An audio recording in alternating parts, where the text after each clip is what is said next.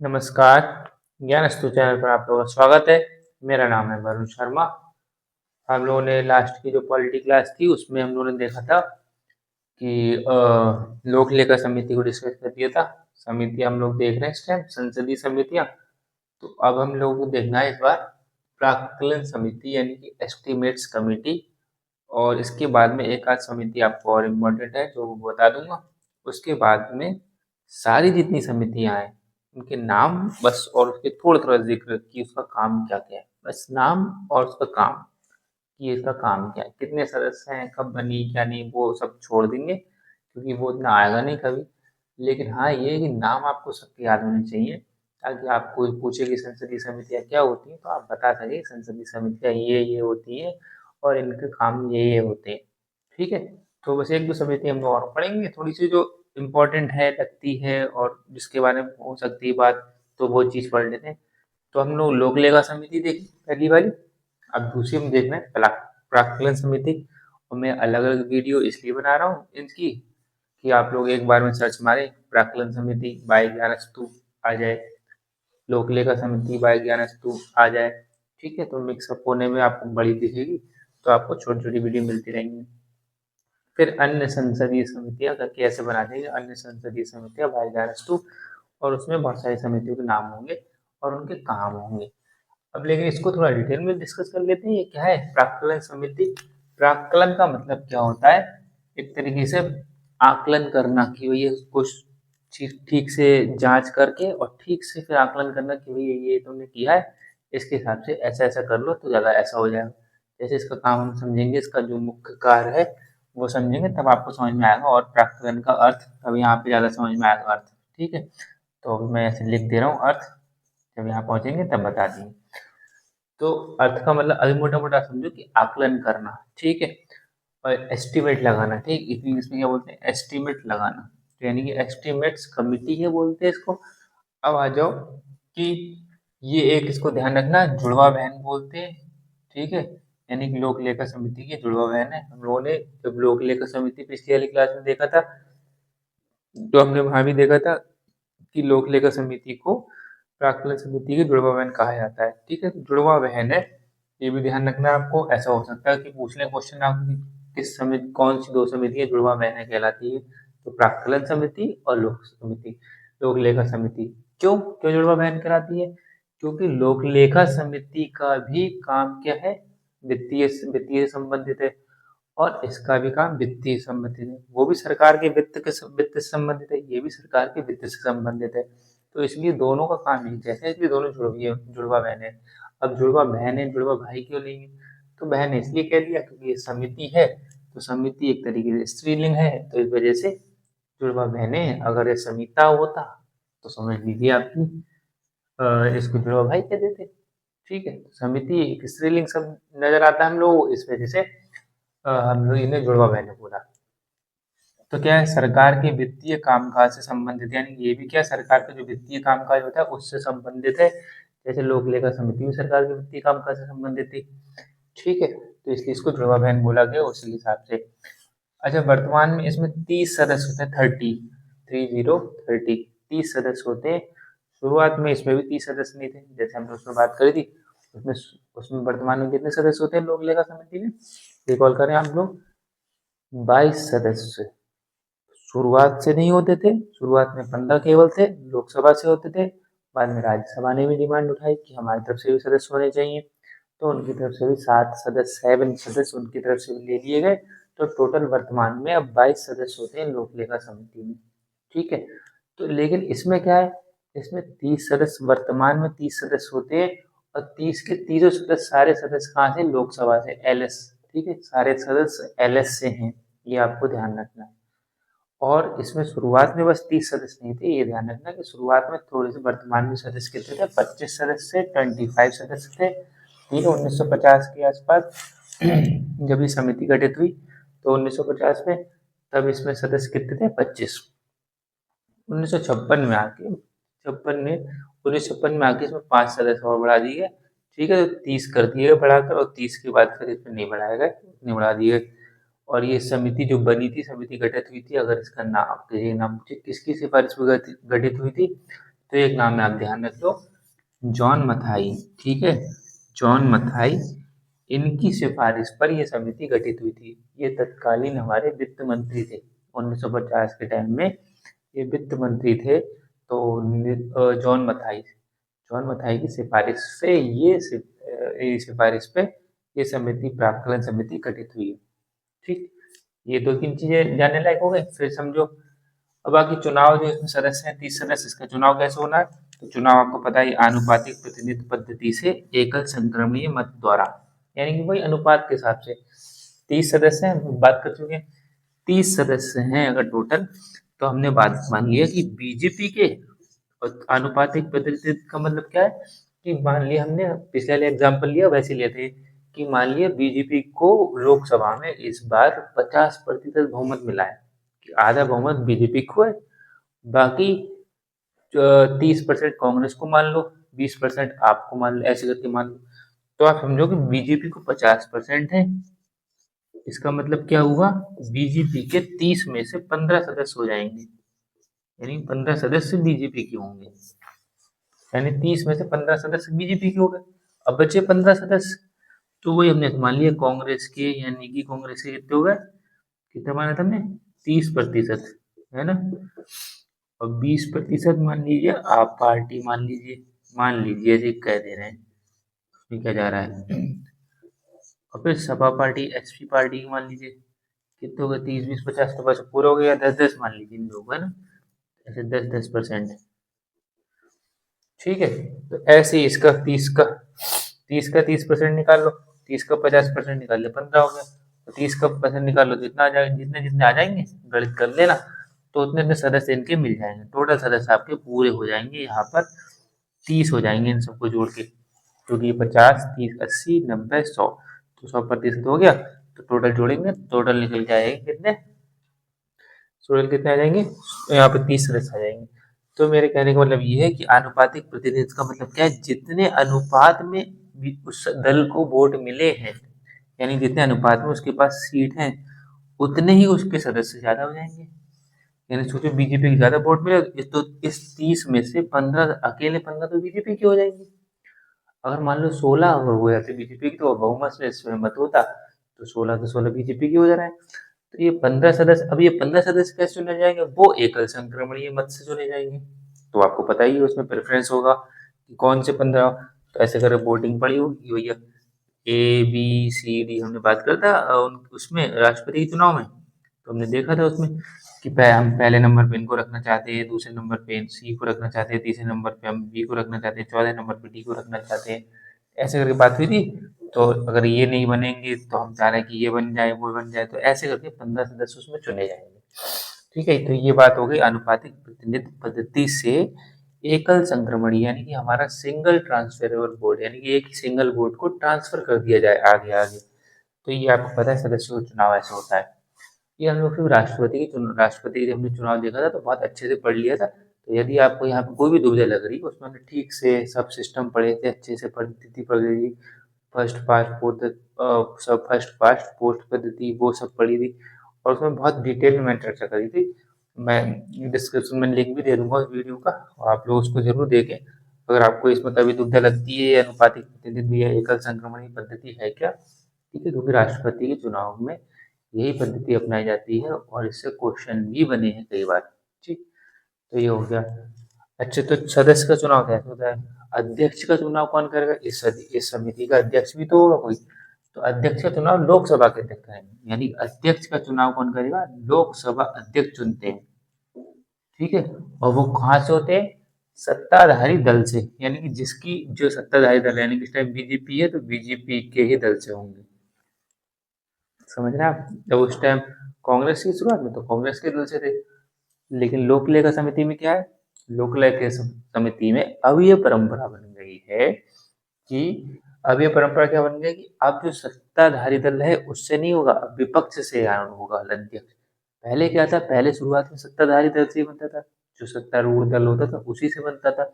लेकिन अब क्या है, लोक लेखा समिति में, उसमें पुरानी वाली कल पिछली वाली क्लास में पढ़ी, लोक लेखा समिति में क्या है कि जो अध्यक्ष होगा वो विपक्ष की पार्टी से चुना जाएगा।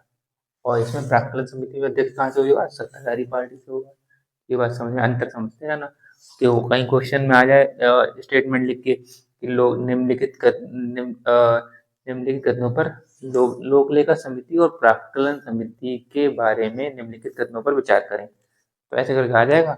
और उसमें लिख दिया कि लोक लेखा समिति और प्राक्कलन समिति दोनों बहुत प्राचीन, दोनों वित्तीय संबंधित समिति हैं। तो सही है स्टेटमेंट, ये है ना? या इन दोनों को जुड़वा बयान किया जाए, सही है।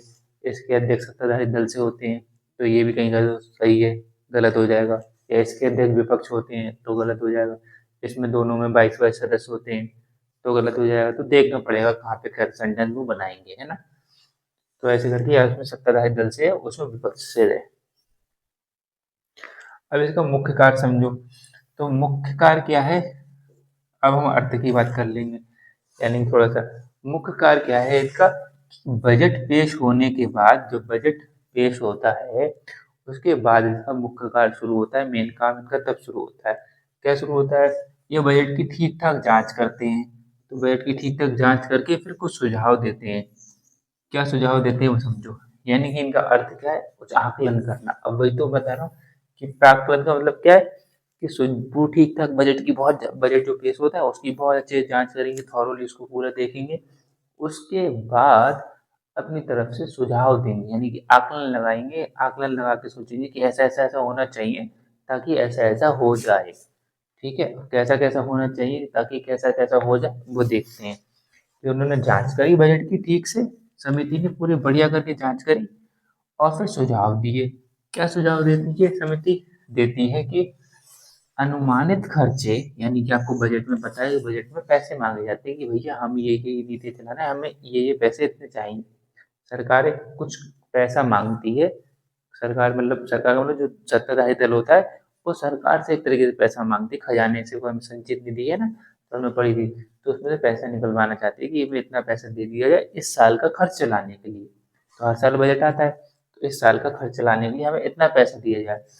तो उसमें हम उतना पैसा दिया जाएगा तो हम उसको इतनी इतनी जगह खर्च करेंगे। यानी खर्च भी बनाना होता है आपको। ये इतना पैसा ले रहे हो, कहाँ कहाँ खर्च करोगे? तो आप बताओ कि हमें यहाँ यहाँ खर्च करना है। यानी कि सत्ताधारी सरकार जो बजट पेश करती है वो बताती है हम ये पैसा जो आपसे ले रहे हैं, ये पैसा हम यहाँ यहाँ खर्च करेंगे। जैसे कई बार होता है घरों में मांगते हैं कि हमें 50 रुपए दे दीजिए, हमें 100 रुपए दे दीजिए। अच्छा किस लिए चाहिए? तो किताब लानी है, कॉपी लानी है, या पेन लाना है। तो पेन कितने का आएगा? पेन आएगा 10 रुपए का, 5 रुपए का। और क्या लाना है?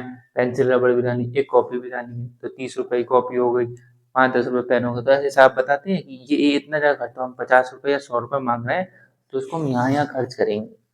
ऐसे ही बजट में जब पैसे मांगे जाते हैं तो वो कहाँ कहाँ खर्च करोगे? तो अब जो आपने तो कह दिया कि यार उस टाइम में, यानी कि आप अपने घर से पापा से पैसे मांगते हैं कि हमें 100 रुपए दे दीजिए, वो पूछे क्यों मांग रहे हो? तो आप कहोगे मुझे एक कॉपी लानी है, 3 पेन लाने हैं, 2 रबड़ लानी है, एक पैड लाना है रखने वाला, जो एक गत्ता होता है जिसमें पेपर पे लिखने वाला। तो वो इसके बाद कहोगे 50 रुपए की कॉपी हो गई, 10 रुपए की पेन हो गए, बल्कि 20 रुपए के पेन हो गए, तो एक पैड मिल रहा है 30 रुपए का। ऐसे मान लीजिए तो 80, 50, 30, 80 और 20, 100 ऐसे कहोगे। 50 रुपए की कॉपी मान लीजिए, 30 रुपए का पैड मान लीजिए और 20 रुपए का पेन मान लीजिए, 100 हो गए। आप ऐसे खर्च कर रहे हैं।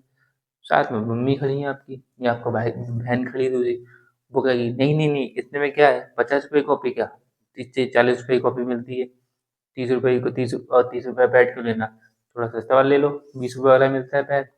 और 10 10 वाले पेन क्यों लेना, 5 वाले पेन लो। तो ऐसे करके वो कम करवा देते थोड़ा सा। यानी कि वो ठीक से आपके जो आपने अनुमान बताया कि मुझे इतने रुपए का ये खरीदना है, इतने रुपए का खरीदना है, तो उस अनुमानित खर्चों में, उसमें भी ये प्राक्कलन समिति, यानी कि वो आपकी बहन प्राक्कलित करके उसने अनुमानित खर्चों में थोड़ा कम करवा दिया। यानी क्या, जो सरकार ने पैसे मांगे थे कि मुझे 100 रुपए चाहिए, जिसमें 100 रुपए में से क्या करना, मैंने आपको क्या बताई थी कि 50 रुपए कॉपी के लिए, 30 रुपए पैड के लिए और 20 रुपए पेन के लिए, यानी 2 पेन लाने। तो उन्होंने कह दिया 50 की कॉपी को 40 की कॉपी लियो, और 30 के पेड क्या, थोड़ा 20 वाला सस्ता वाला ले लो, और 10 10 के 2 पेन क्यों लेना, 5 5 वाले 2 ले लो। यानी 40 20 का 70 में निपटा दिया उन्होंने काम। तो जहाँ आप 100 रुपये मांग रहे हो वहाँ 70 लग सकते हैं। तो वही ये प्राक्कलन समिति बताती है कि जो अनुमानित खर्चे हैं जो मांग कर रहे हो आप, में कैसे मितव्ययता का मतलब होता है कम खर्च लाना, ठीक है, यानी कंजूसी एक तरीके से। पूरा कंजूसी शब्द तो उतना उचित नहीं रहेगा, लेकिन मितव्ययिता का मतलब होता है कम खर्चीला, यानी कम खर्च करना। तो अनुमानित खर्चों में कैसे मितव्ययिता बरती जा सकती है, यानी कि जो आप 100 रुपये मांग रहे हो कि 50 रुपये यहाँ, 30 रुपये यहाँ, 20 रुपये यहाँ, या बजट में जो पैसे मांगती है सरकार की हमें इतने लाख रुपए यहाँ खर्च करना है, इतने हजार रुपए यहाँ खर्च करना है, इतने लाख या करोड़ रुपए यहाँ खर्च करना है, तो प्राक्कलन समिति उसमें आकलित करती है और सुझाव रखती है ठीक से जांच करने के बाद कि अनुमानित खर्चे हैं जो आपने बताया कि यहाँ यहाँ खर्च करोगे, उनमें कैसे मितव्ययिता बरती जाए, कैसे कम खर्च कर दिया जाए। यानी कि जो आपकी बहन बता रही थी ना कि ये जुड़वा बहन जा रही, तो प्राक्कलन समिति कह देगी कि भैया 50 रुपये की क्या जरूरत है, 40 रुपये में कॉपी कितनी अच्छी मिलती है, ये वाली लो, जरूरी है आपको क्लासमेट की लेनी है, कोई गुप्ता क्लासेस की ले लो, क्लासमेट की कॉपी महंगी होती है, तो दूसरी क्यों छोटी सी ले लो, और कोई सी गुप्ता वाली हो या कोई सी और भी हो, एपीजे चलती है कॉपी चलती है वो ले लो। 30 रुपए का पैड क्यों लेना है, बढ़िया सा किसी स्पाइडरमैन बहुत अच्छी से लोकल वाला ले लो जी, ठीक है, वो भी तो काम चल जाएगा उससे। या फिर पेन क्यों लेना है बड़ी बड़ी कंपनियों के, बहुत अच्छी अच्छी कंपनी होगी, आप छोटी छोटी कंपनियों के ले लो, वो भी तो पेन है, उससे क्या लिखा नहीं जाएगा। तो प्राक्कलन समिति ऐसे बताएगी। तो ऐसे ही यहाँ पर क्या है, अनुमानित खर्चों में कैसे मितव्ययिता बरती जा सकती है, ये समिति बताती है, सुझाव दे देती है, करो ना करो। अब बहन का सुझाव दिया, बहन ने सुझाव दिया, अभी पापा उसकी माने नहीं, कहेंगे नहीं 100 रुपये ले बेटा ये करके आओ, वो अलग बात है, दिया नहीं दिया, मानना नहीं, बाध्य नहीं होते, ये ध्यान रखना। समिति में लोक लेखा समिति में शायद मैंने आपको बताया नहीं अभी, लेकिन जब हम लोग पूरी समिति पढ़ लेंगे उसके बाद में उसके लाभ और उसके देखेंगे कि ये इनके बाध्य नहीं होती सरकार मानने के लिए। अच्छा, दूसरा सोचो अब क्या है, कौन से प्रशासनिक सुधार ऐसे करे जाएं जो मितव्ययिता के पक्ष में हो, यानी कि प्राक्कलन समिति बताएगी कि आप जो आपकी ये नीति वगैरह चल रही है इसमें थोड़े थोड़े ऐसे प्रशासनिक सुधार ऐसे ऐसे कर लो, और प्रशासनिक सुधार ये कर लोगे तो मितव्ययिता के पक्ष में हो जाएंगे, यानी कि आपका कम खर्च हो जाएगा। यानी कोई कोई आपका प्रशासन ऐसा काम कर रहा है जो उसके लिए, मान लीजिए यहाँ से लेके, मैं खाली एक एग्जाम्पल बता रहा हूँ, यहाँ से लेके यहाँ तक जाना है, तो यहाँ से लेके गाड़ी से जा रहे हैं, कार से जा रहे हैं, तो उनको कार से जाना है, 10-10 गाड़ियाँ यहाँ जा रही पीछे पीछे, और यार ये पता चले 2 गाड़ियों से काम हो सकता है, तो 10-10 गाड़ी यहाँ पीछे जा रही है, फिर 10-10 गाड़ी वापस आ रही है, तो 2 गाड़ियों से जब काम हो सकता है तो प्रशासनिक सुधार कुछ ऐसे कर लिया जाए कि थोड़ा सा प्रशासनिक सुधार कर लिया जाए और वो मितव्ययिता के पक्ष में होंगे, ताकि उनका पैसा खर्च कम, तो कम पैसे खर्च करे जाए, किस प्रकार से कम पैसे खर्च हो उसके हिसाब से सुझाव लगाती है। ठीक है, तो अब ये प्रशासनिक दक्षता, ये मैं ऐसे कर रहा हूँ दरअसल बार बार मुझे लगा कि यहाँ पर अक्कल दाढ़ होती है ना, तो वो जो अक्कल दाढ़ होती है वो शायद मेरे निकल रही है, तो मुझे यहाँ पे बहुत आज से ही स्टार्ट हुआ है ये, तो बहुत ज़्यादा दर्द हो रहा है, बार बार जब ऐसे करते हैं ना, पानी पीते हैं या कुछ हल्का स्वालो करते लीलते हैं जब कुछ अंदर के लिए, तो ये बहुत दर्द हो रहा है, तो आपको लग रहा होगा थोड़ा डिस्टर्बेंस कि मैं ऐसे कर रहा हूँ, तो बहुत ज़्यादा पेन हो रहा है यहाँ पे। ठीक है, तो उसके लिए थोड़ा सा सह लीजिएगा अगर आपको अजीब लग रहा हो। तो मैं ये बताना चाह रहा था यहाँ पे कि कौन से प्रशासनिक सुधार जो मितव्ययिता के पक्ष में हो, तो वो ये सुझाव देती है कि भैया ये प्रशासनिक सुधार कर ली जाए कि यहाँ पे 10 गाड़ियाँ क्यों ले जा रहे हो आप, 2 गाड़ियों से काम चल सकता है, तो इससे मितव्ययिता हो, यानी कम खर्च होगा, 10 गाड़ियाँ यहाँ जाएंगी फिर 10 गाड़ियाँ वापस आएंगी, कितना पेट्रोल खर्च होगा, 2 गाड़ियाँ ले जाओ और 2 गाड़ियाँ वापस आ जाएंगी, तो 4 ही गाड़ियाँ चलेंगी एक प्रकार से, यहाँ से 10 गई, 10 ये 20 गाड़ियाँ चलेंगी, तो आप कम खर्च होगा, यानी ऐसे प्रशासनिक सुधार बताए जा रहे हैं। फिर कुछ सुझाव ऐसे बताएंगे कि प्रशासनिक दक्षता जिससे बढ़े और मितव्ययिता लाने में वैकल्पिक नीतियां, यानी कि जो आपने नीतियां बनाई हैं बजट में कि भैया ये नीतियां हैं, कुछ वैकल्पिक नीतियां और बता दी कि ये नीतियां और अपना लो, तो आपकी क्या प्रशासनिक दक्षता बढ़ जाएगी और मितव्ययिता भी आ जाएगी, यानी कम भी खर्च होगा और दक्षता भी, प्रशासनिक दक्षता भी बढ़ जाएगी, आपकी एफिशिएंसी बढ़ जाएगी, यानी कि जो एडमिनिस्ट्रेशन में और इफिशियंसी बढ़ जाएगी और खर्च भी कम होगा, यानी मितव्ययिता का मतलब होता है कम खर्च। अगला सुझाव क्या देती है, बजट में जो आपने नीतियां बनाई हैं, बजट में जो नीतियां उनकी सीमा में ही रहते हुए खर्च प्रस्तावित या नहीं, यानी कि उनकी सीमा में ही रहते हुए खर्च प्रस्तावित या नहीं। यानी कि वो एक सुझाव ये भी देती है कि जो बजट में आपने नीतियाँ बनाई हैं, उनकी सीमा में ही रहते हुए आपने खर्च प्रस्तावित किया है। मतलब क्या उन्होंने कहा कि ये बजट है, उन्होंने कहा ये ए नंबर की नीति है तो उसमें कहा कि इस नीति में हमें इसमें 50 लाख करोड़ रुपए चाहिए खर्च करने में, 50 लाख करोड़ रुपए। तो वो देखेगी उसमें कि इस नीति में जो इन्होंने प्रस्तावित खर्च बताया है ठीक है, वो सीमा में रहते ही बताया या फिर ऐसे ही बढ़ा चढ़ा के बता दिया कि इस नीति में हमें इतने लाख करोड़ रुपए चाहिए, उस नीति में इतने लाख करोड़ रुपए। यानी कि हर नीति का एक हिसाब किताब है कि भाई ये नीति यहाँ इस एरिया में इस क्षेत्र में लागू होगी, इतने निवासी इसका फायदा उठाएंगे या इतनी जनता इसकी फायदा उठाएगी।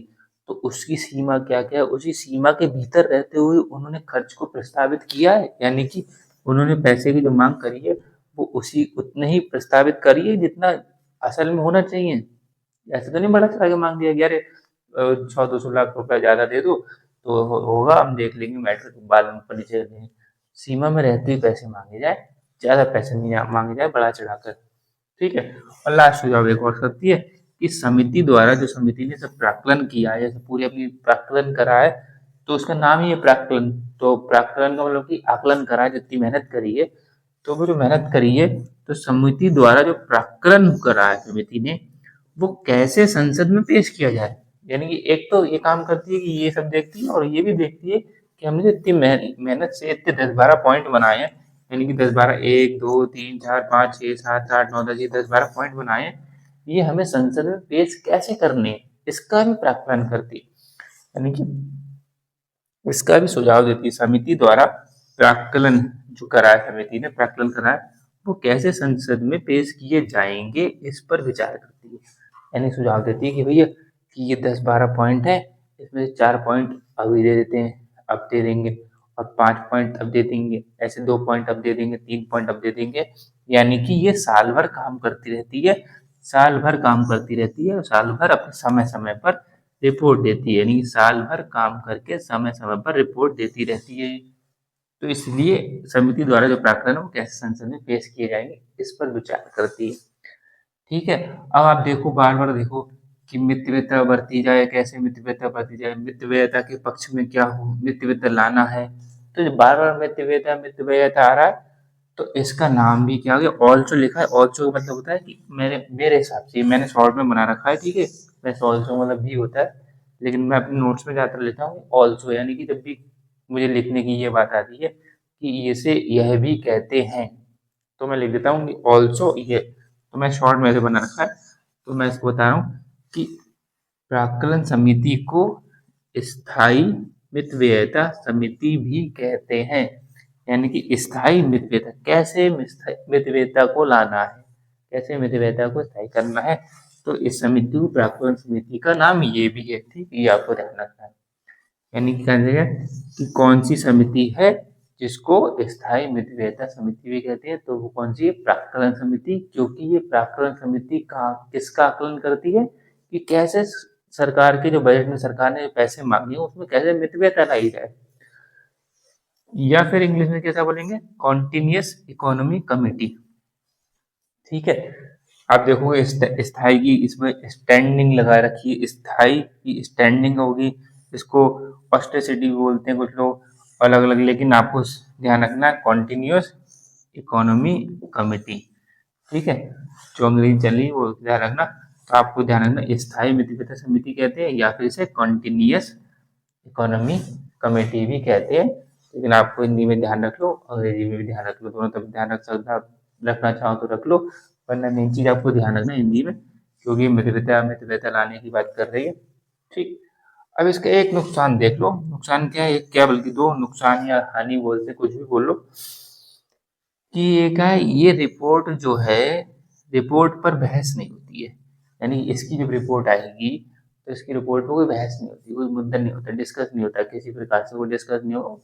रिपोर्ट आई तो सब आई, बस आई, कोई बहस नहीं होना, कोई चर्चा पर चर्चा नहीं होगी इस पे। तो एक तो नुकसान ही है, मेहनत शक्ति बनी, कोई चर्चा पर चर्चा नहीं हो रही इस रिपोर्ट पर। चलो, दूसरा नुकसान क्या है, रिपोर्ट का इंतजार ही नहीं होता है।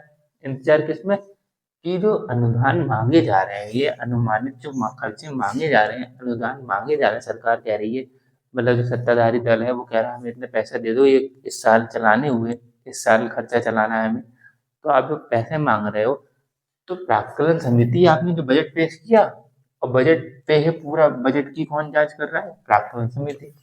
तो वेट तो कर लो, प्राक्कलन समिति क्या अपने सुझाव दे रही हो, उतना इंतजार कर लो तब तक। जब वो सुझाव बता देगी कि भैया ऐसे मितव्ययता वेतन ले आओ, ऐसे प्रशासनिक सुधार कर लो, ऐसे आप प्रशासनिक दक्षता बढ़ा लो, तब आपकी मितव्ययता आ जाएगी। ये वैकल्पिक नीतियां हैं, ये अपना लो तो और अच्छा काम हो जाएगा। इसका वेट कर लो, ताकि आपने थोड़ा चेंजेस करके तब उस हिसाब से पैसे दो। तो वेट वूट कोई नहीं करता, कोई वेट नहीं करा, तो यानी कि रिपोर्ट का इंतजार ही नहीं करा जाता है।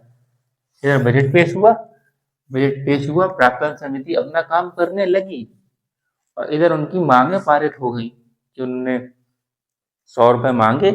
अब वो वहां पे सोच रहे हैं बैठे बैठे कि 100 रुपए की जो 50 रुपए की कॉपी मांगी है वो इतने रुपए कर दी जाए, इतने में भी तो मिलती है, जरूरी है कि हमें क्लासमेट की कॉपी लेनी है, किसी और की कॉपी लेनी है, और इतने रुपए का ऐसे ऐसे कर दिया है। तब तक यहाँ 100 रुपए दे दिए गए। ये बात आपको समझ में आए? यानी कि यहाँ पर क्या है, यहाँ पे 100 रुपए जो मांगे गए, प्राक्कलन समिति काम हुआ कि हम देखेंगे देना है नहीं देना है, कितना कम करना नहीं करना है, तब तक इधर दे दिए गए। उनका इंतजार ही नहीं करा, रिपोर्ट का इंतजार ही नहीं करा। अब क्या है, अब दे दिए गए, अब जब पैसे दे दिए गए तो रिपोर्ट अब आई बन के बाद में आई, क्योंकि उसको बाद थोड़ा समय लगता है बनने में, उसका इंतजार ही नहीं करा।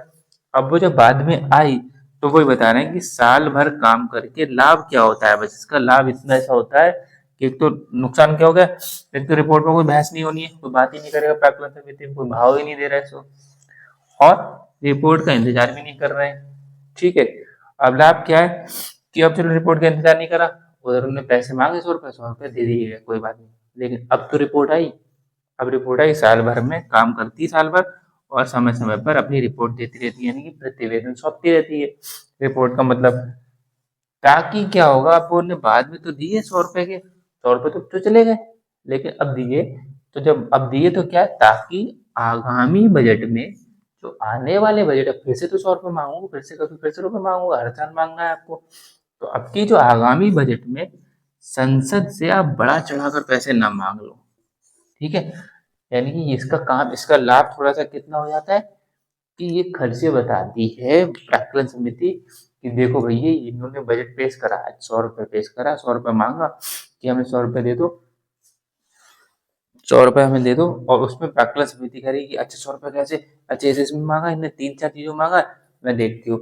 समिति देखने गई कि हाँ तब तक उधर 100 रुपए दे दिए गए। अब समिति आई कि भाई इन्हें 100 रुपए मत देना, इन्हें 60-70 रुपए में काम हो सकता है, तब तक उन्हें बोले हमने दे दिए। अब प्राक्कलन समिति की बहस बाद में देखा जाएगा, इसमें बहस तो नहीं, इसमें देखा जाएगा कि अच्छा इन्होंने यार सही बात बताई समिति ने। जब इन्होंने समिति ने सही बात बताई, तो अगली बार अब जाएंगे पैसे मांगने, तब इनसे इसी के हिसाब से बात होगी कि भाई इतने इतना मांगे थे, देखो आपने इतने में भी तो काम हो सकता था, तो इसी हिसाब से तो फिर बजट की तो चर्चा होती है, बजट में अच्छी बात चर्चा होती है, तो उसमें फिर बात बताई जाएगी कि भाई प्राक्कलन समिति ने ऐसे से बताया था, तो ऐसे भी बात हो सकती थी, इतना पैसा क्यों मांगा जा रहा है। तो ये बता रहे हैं कि इसका लाभ इतना सही है प्राक्कलन समिति का, ये साल भर काम करती है और समय समय अपनी रिपोर्ट देती है, ताकि आगामी बजट में कि अब की बार जब तुम पैसे मांगने आओगे, यानी सत्ताधारी जो दल है जो बजट पेश करते हैं वित्त मंत्री, तो अब की बार जब पैसा लेने आओगे तो संसद में बड़ा चढ़ाकर खूब सारा धरना मांग लो आप कि हमें इतना पैसा दे दो, हमें सरकार चलानी है, ऐसे करके, ऐसा कुछ नहीं। तो इतना लाभ होता है इसका। तो ये भी इम्पोर्टेंट समिति थी, और इसको पढ़ के आपको थोड़ा मजा भी आया होगा, और समझोगे ठीक से तो मजा आया होगा। और ये इम्पोर्टेंट समिति है क्योंकि लोक लेखा समिति से ही जुड़ती है, और लोक लेखा समिति तो इम्पोर्टेंट है ही। तो लोक लेखा समिति और प्राक्कलन समिति आपको पता होनी चाहिए। सदस्य की तुलना पता होगी, 30 हैं उसमें 22 हैं, इसमें अध्यक्ष सत्ताधारी दल से, उसमें अध्यक्ष विपक्ष दल से। ठीक है, उसमें नाम ध्यान रखना है आपको, मॉन्टेग्यू चेम्सफोर्ड वाला सुधार वाला, इसमें जॉन मथाई का नाम ध्यान रख लो। दोनों वित्तीय वित्तीय समिति है, वित्तीय से कामकाज से संबंधित है, ऐसे करके चीजें कुछ ध्यान रख लो। दोनों में अनुपातिक प्रतिनिधित्व है, तो ऐसे मैंने बताया ना, आपको लिख देंगे कि प्राक्कलन समिति और लोक लेखा समिति के बारे में निम्नलिखित ग्रंथों पर विचार करें। तो उसमें दे देंगे कि दोनों दोनों में आनुपातिक प्रतिनिधित्व पद्धति से एकल संक्रमित मतदाता सदस्यों का चुनाव होता है। तो स्टेटमेंट सही है। दोनों वित्तीय संबंधित समिति है, ये भी बात सही है। तो उसी में कर देंगे दोनों में अध्यक्ष सत्ताधारी दल से होता है। और फिलो में कहीं गलत ना हो जाए, तो दोनों में नहीं होता है, ये गलत हो जाएगा। ठीक है, अभी तो आप मौके पर पढ़ रहे हो तो आपको याद है, बाद में भूल जाते हैं। दोनों में वर्तमान में 20 से ज्यादा सदस्य नहीं है, या 30 से ज्यादा सदस्य नहीं, ऐसे लिख दिए, या 30 से कम सदस्य हैं, या 20 से 30 के बीच में सदस्य हैं, ऐसा कुछ भी लिख सकते हैं, वैसे ही बना सकते हैं। तो ये दोनों में शुरुआत में 15 सदस्य थे, बाद में बढ़ के लोक लेखा समिति में 22 सदस्य हो गए और इसमें 30 सदस्य हो गए, ऐसे कह सकते हैं। तो आपको वहां पे ध्यान रखना पड़ेगा, शुरुआत में इसमें 25 थे, 25 से बढ़ के 30 हुए, उसमें शुरुआत में 15 थे, 15 से बढ़कर 22 हुए। ठीक है, तो ये समिति हो गई। अगली समिति एक दो इंपॉर्टेंट समिति और बची है, वो मैं आपको और बता दूं। फिर उसके बाद क्या करूंगे, इस बोर्ड पे समितियों के नाम लिख दिए, आवासीय समिति, आचरण समिति, महिला के लिए समिति, महिला वाली समिति, ठीक है, पुस्तकालय समिति, ऐसे कर समिति लिख दी। इनके नाम आपको याद हो जाएंगे और उनके काम बता दिए कि पुस्तकालय समिति क्या करती है, शॉर्ट में एक दो लाइन में काम बता दिया। आचरण समिति क्या करती है, काम बता दिया। आवास समिति क्या करती है, नाम पता चल गया, काम बता दिया। ऐसे करके निपटा देंगे ताकि आपको संसदीय समितियों में कोई दिक्कत ना हो। तो ये मैं दावा कर रहा हूँ आपसे कि आपको इसके बाद कोई दिक्कत भी नहीं होगी यदि आप ठीक से पढ़ लेंगे तो। ठीक है, तो और लोगों के साथ इसको साझा करें, उन्हें बताएं कि ठीक ठाक इंटरेस्टिंग क्लास पढ़ा लेता हूँ मैं पॉलिटी। तो हम लोग फिर क्या अगली क्लास में मिलेंगे, और आप लोग तब तक अपना ध्यान रखिएगा, ख्याल रखिएगा। धन्यवाद।